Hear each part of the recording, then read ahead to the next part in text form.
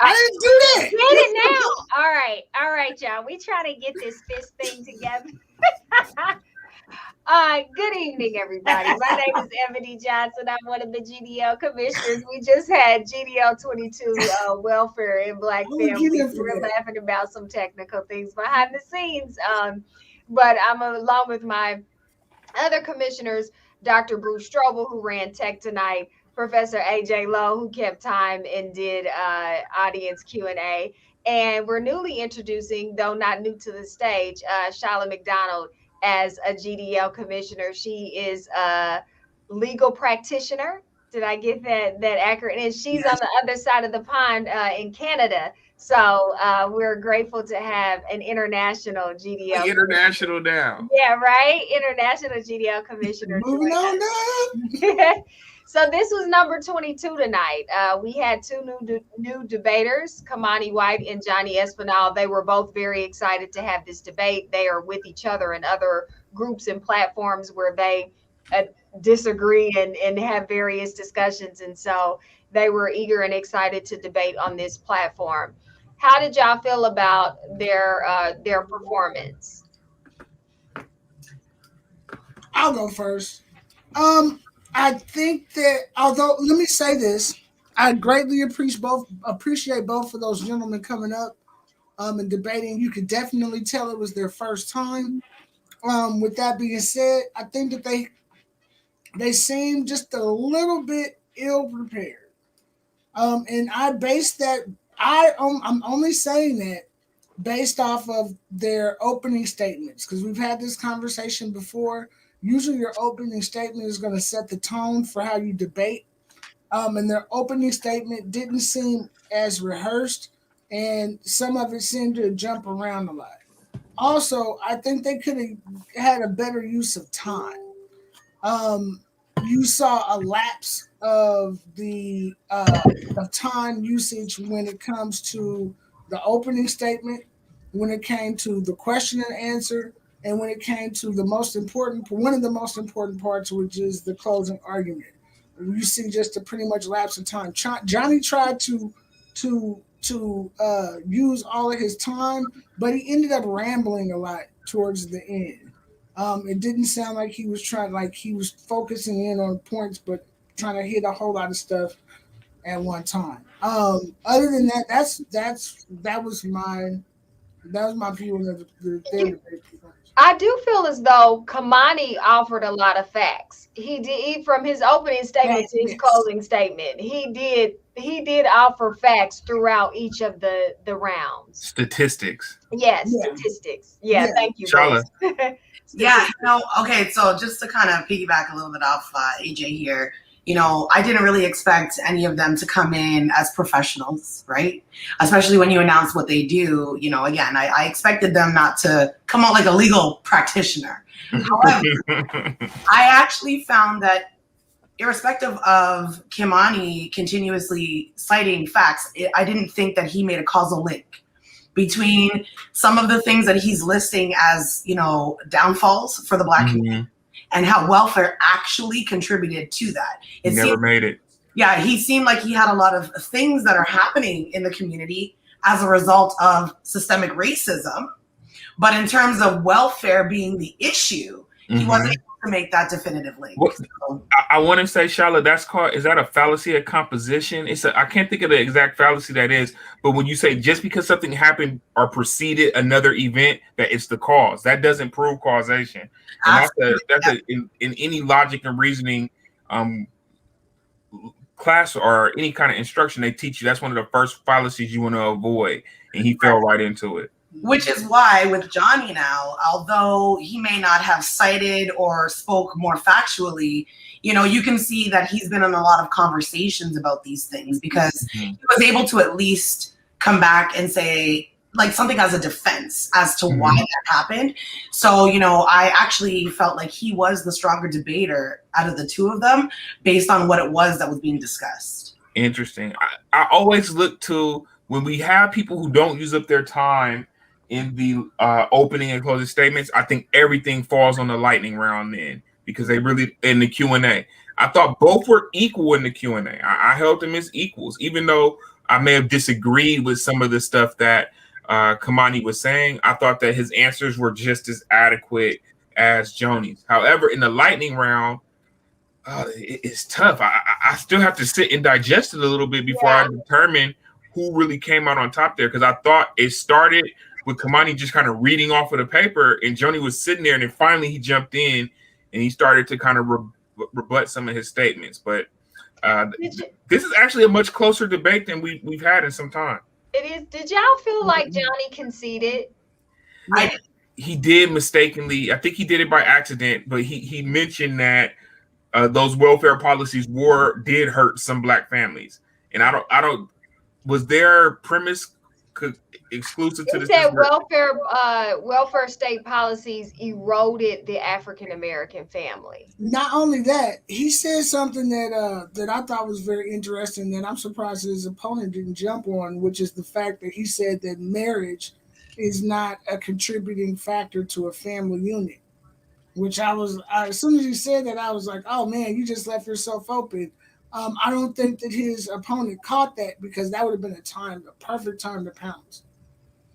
I didn't necessarily take him conceding to all of it. I think what he was saying, from my perspective, that really there's some things that the policies kind of have impacted people, but that doesn't necessarily mean that it's the entire big picture here. You know what I mean? And I think that there is a little bit of wiggle room to show that some of these government policies were purposely put in place to try to destroy. That doesn't necessarily mean that is the reason how it happened. Mm-hmm. I did want to actually mention something, because what I actually found with Kimani was there was a couple times that he tried to pass off statistics or facts, which were really his opinion.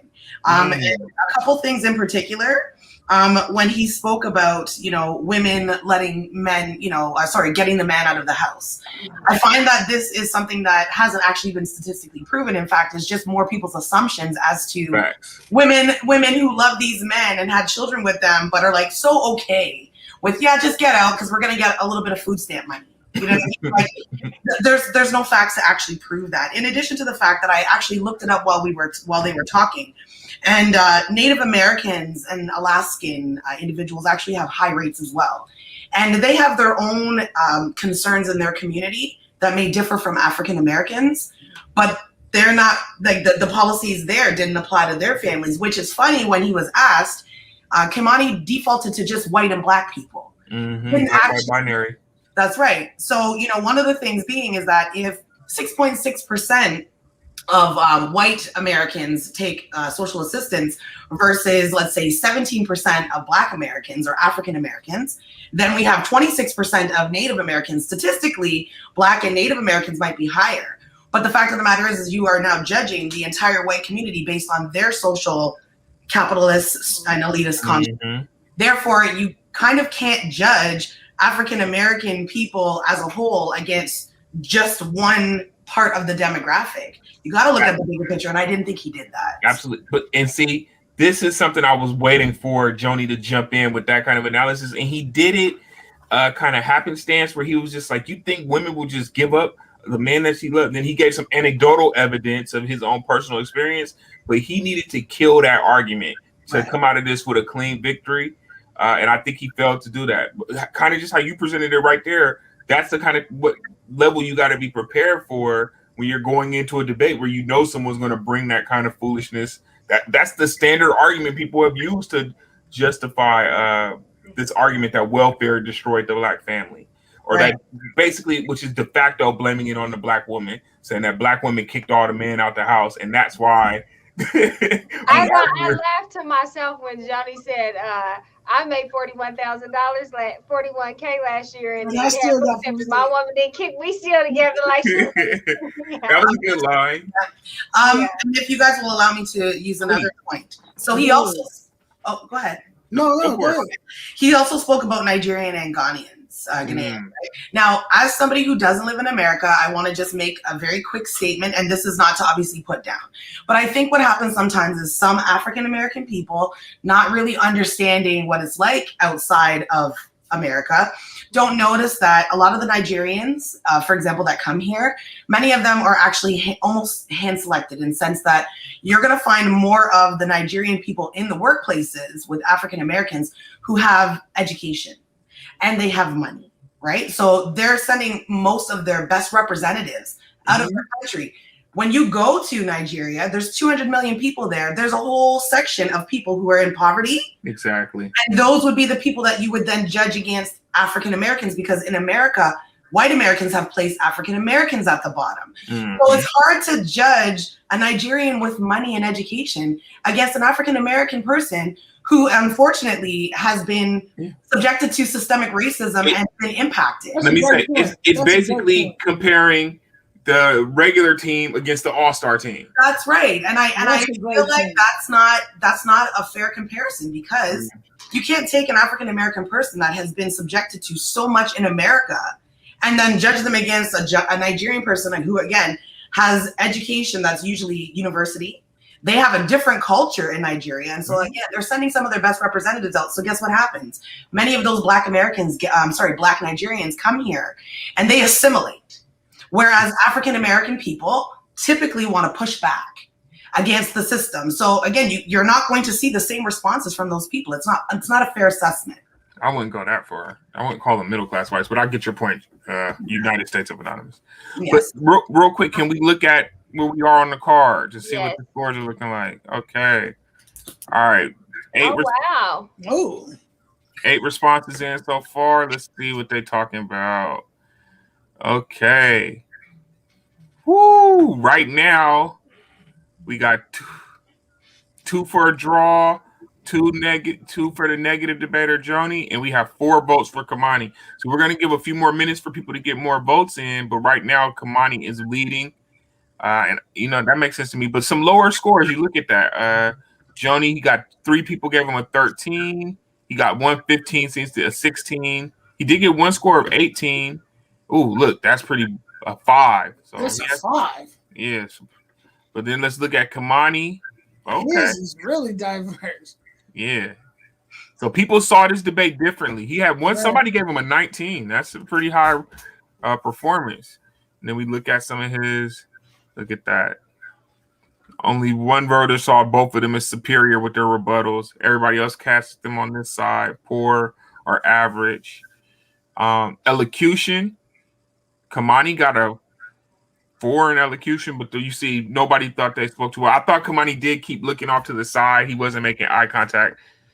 Look here, persuasiveness. Yeah, he had a technical challenge because something happened with his laptop, and so he had to use his phone. And he didn't have a. I treat that like somebody playing injured in the game. Hey. Jesus. All right. Ooh, he did good though, still, regardless. Oh yeah. No, I'm not taking nothing away from him. I will say, while there were times where they did, in particular, when Joni gave up some of his time, they did engage better than maybe I even thought they were going to engage in the lightning round. Because some people, when it's their very first time, on the platform, and perhaps they haven't been on necessarily other platforms to debate, they did both end up being able to cross-examine each other. Yeah. In a way that sometimes we see it be, it can be really lopsided or dominant, on one end versus the other. I felt as though they had a better balance in the lightning round than perhaps in some of our other debates that we've seen. It started slow, but it did pick up. I thought it was going to be like really rocky in the beginning because it started really slow, and then next thing you know, they started going at each other. It was the lightning round was extremely entertaining. So my advice to both debaters, I want to see both of you back out here. Oh, absolutely. Joni, you got to tighten up that opening statement, bro. You gave up a whole minute in your opening statement, and I even asked you if you were sure, because he was still, he was still kind of talking, and I wanted to make sure that he didn't confuse that warning, and think his time was up, and he let it go. I think that, that's where you got to lay out your strategy of attack to tell us all what to expect. from you, and to pre-prepare. You can sometimes kind of get ahead of what your opponent is going to say and deflate his arguments before he could get them out.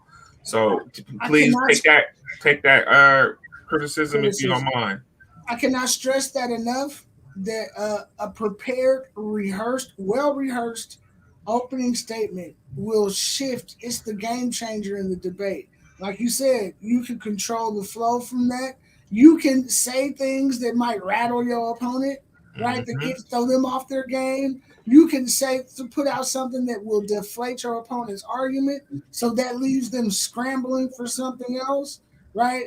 There's so many options that can be used with that one key component to the debates. And to Kamani, I want to say you got to close the deal. You laid out some excellent statistics, but when you're going for a causal argument like that, you got to bring us a little bit closer.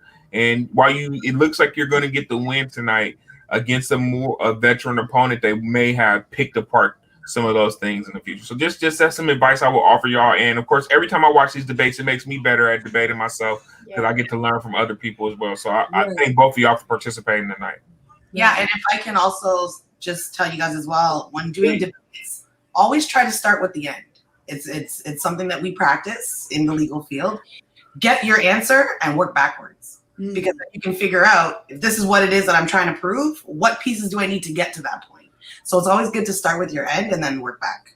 So thank you. All right, Bruce, pull back up the scorecard and tell us the final. All right, so let's we can see announce what we got. the winner. All right, hold on. Let me refresh. All right. All right, it stays the same with a 5-2 victory with 2 for the draw. So it's a 5-2 victory for our affirmative debater, Kamani White. Wait, I see 4, Bruce. 5-2-2. I'm sorry. I see 4. Oh, I'm so sorry. I'm so sorry. I'm so sorry. You're correct. I was looking at the 50. 4-2-2. My apologies. I don't know what he said. I thought he said 4. Yeah, you know. Well, congratulations to Kamani White for winning GDL22. We appreciate you, and Joni as well, for participating. Thank you for participating, and I really hope to see both of those gentlemen back out there, because usually with the first debate, everybody's first debate, there's a little jitters. People are trying to get used to speaking on a camera that they know is being broadcasted. Once that happens on the first one, the second time, usually people come out there and they're a little bit more prepared. So I'm looking forward, and I know y'all gonna make fun of me because I say this every single time, but I'm looking forward to those two gentlemen coming back out and debating again. Me too. Yeah. All right. Well, we appreciate everybody for, as always, participating and rocking with us. We will have another debate coming up. We have a couple in the works, but you'll see more. Some of them we haven't solidified the dates yet, but we are coming up on some more. And we welcome again Shyla McDonald, our new GDL Commissioner. We're excited to expand across the waters and have you here with us as a participant, and your legal background and expertise is tremendous and helpful as well. So welcome again to the commissioner table. And for everybody else, continue to engage with us. Thank you for those who have donated to our Cash App, and continue to participate with us. Everybody have a beautiful evening, and all of our love to everybody who is dealing with Hurricane Ida. Our prayers and thoughts and et cetera, are with you. Have a great night.